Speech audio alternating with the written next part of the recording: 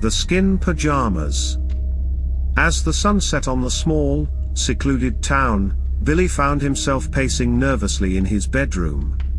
He had a feeling of dread in the pit of his stomach, and he couldn't shake it no matter how hard he tried.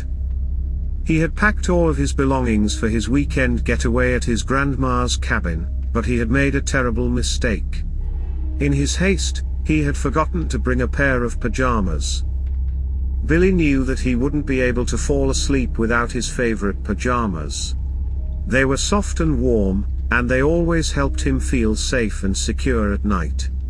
But now, he was stuck in this remote cabin with no way to get more clothes. As he sat on the edge of the bed, feeling helpless and alone, his grandma appeared in the doorway with a strange, twisted smile on her face. "Don't worry, Billy," she said in a voice that sent chills down his spine. "You can use your own skin as your pajamas. It's the most natural and comfortable thing in the world." Billy recoiled in horror at the thought. How could his skin be soft and cozy enough to sleep in? And why was his grandma suggesting something so grotesque and unnerving? But his grandma was insistent, and Billy didn't know what else to do.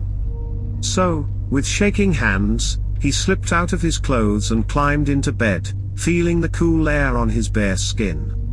At first, he shivered and felt a little exposed. But as he pulled the blankets up to his chin, he started to feel a strange, creeping warmth. The blankets were soft and fluffy, but they felt heavy and suffocating as they wrapped around him like a cocoon.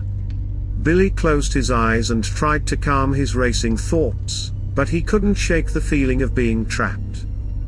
As the night wore on, Billy's fear and anxiety only grew.